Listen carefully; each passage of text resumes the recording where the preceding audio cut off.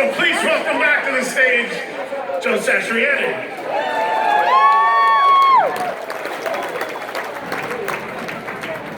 Thank you so much.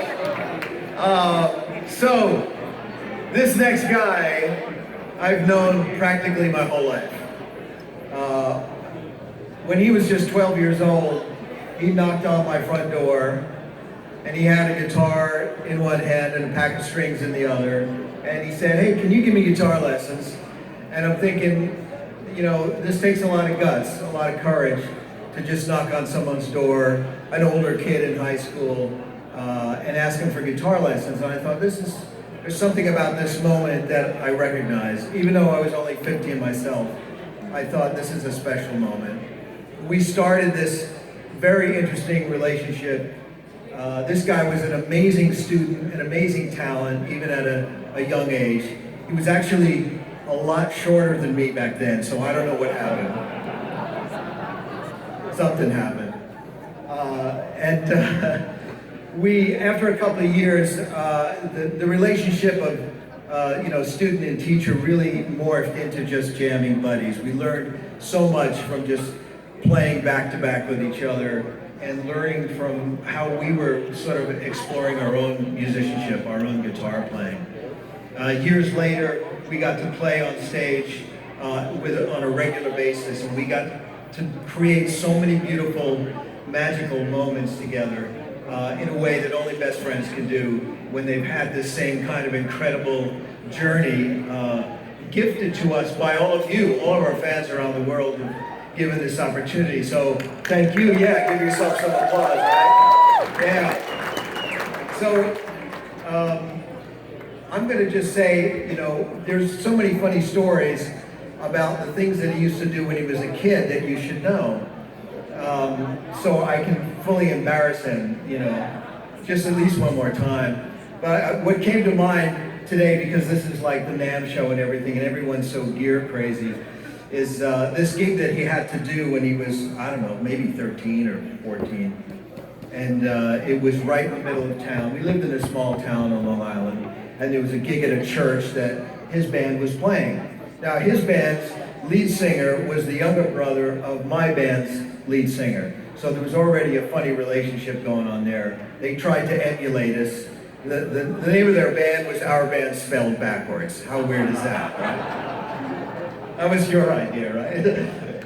So anyway, I had this Electro Harmonix Big Muff distortion pedal. Yeah, right? Iconic. I ordered it through the mail, I think like Circus Magazine advertisement, something. That's really ancient. I'm sorry for bringing that up. But it was important. It wasn't the kind of thing you'd find anywhere. And so I said, yeah, you can use it. So I show up at the gig. I'm standing there watching him play, and I'm thinking, who is this wild beast of a feral child playing on stage? Because usually he's this really kind, respectful kid sitting across from me saying, "Yes, Mr. Satriani, yes, yes, whatever you want," you know, that kind of thing. And all of a sudden, it's somebody else. It's like Jack Butler or something like that, you know what I mean? Yeah, right? Back then, he maybe already made the deal with the devil, I don't know. But there he is, and he's kicking my box around the stage. And I'm thinking, this is the last time I lend this kid, this feral guitar player, any of my gear, right? So of course I gave him a good talking to afterwards. But I gotta say, I've lent him gear all the time. He still has one of my amps at his house that I should pick up one of these days. I don't know if he's still using it. But I gotta say, it's such a pleasure to introduce him to you, a man who needs an introduction, I think, because people forget all the things that he is and that he's done, that he's accomplished. 3-time Grammy winner, multi-platinum artist with bands as a solo artist. You know him through all the bands that have made such an imprint on society. He's a beekeeper extraordinaire. I bet you didn't know that. They make great honey. Go out and find some fire garden honey if you can get it. Record company owner. He's probably doing all sorts of things I don't know about on the dark web. Maybe we shouldn't talk about that. But I'd just like to say, my best friend, Mr. Steve Vai, is getting an award tonight.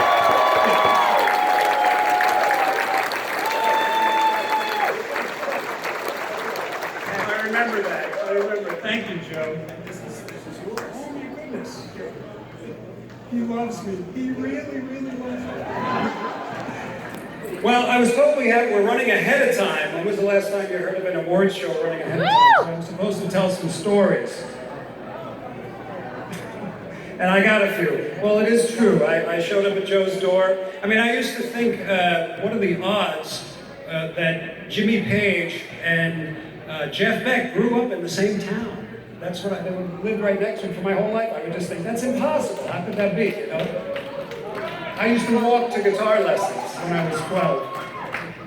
And sitting across from Joe, I call it the Vai advantage, because he's been my mentor, and what I've learned from Joe, because of his giving nature, selfless, you know, and teaching me everything. And the one thing that I think I took away most is every time, and to this day, when Joe Satriani puts his fingers on a guitar, what comes out sounds like music. And I remember, even if it was tuning up, you know, or doing an exercise, it was just something just beautiful about the whole thing. And it was, for my entire life, virtually in a way, a note doesn't pass where Joe isn't in the background for me. And it's the voice of excellence. It's the voice that says to me through my whole life, no, yes. You know? And that's been invaluable. But besides that, he's just such a great guy. Always calm. I've noticed that, and remember, I'm supposed to be filling up time. Okay. But this is easy to talk about. I've noticed that fame and fortune, so to speak, has a tendency to exaggerate a person's personality.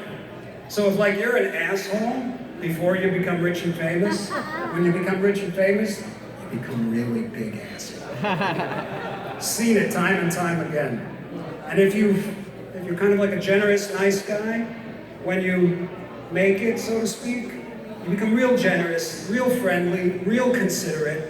And one of the people that I've recognized through my entire career, it's been 40 years now, and I've noticed the changes in me. I've noticed how the ego has come in the back door, created all sorts of weird illusions.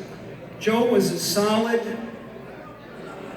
the whole time, through his whole career, through the growth. My wife explains Joe great. She says he's like the Grand Canyon, big and forever.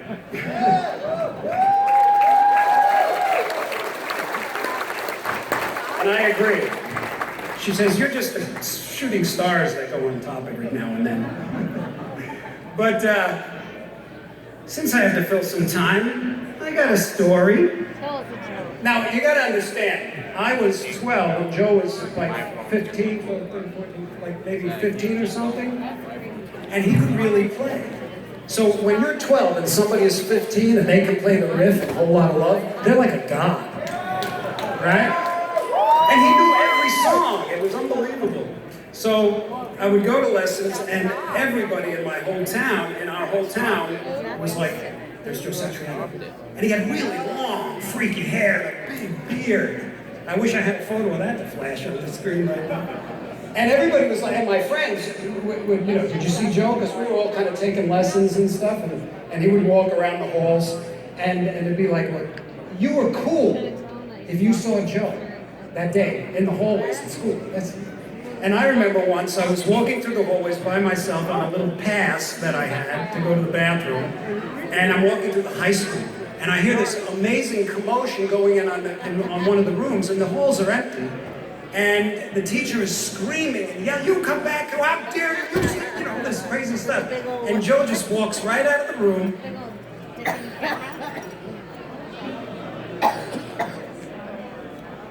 Paid no mind to the teacher. I thought that was the coolest thing I ever seen.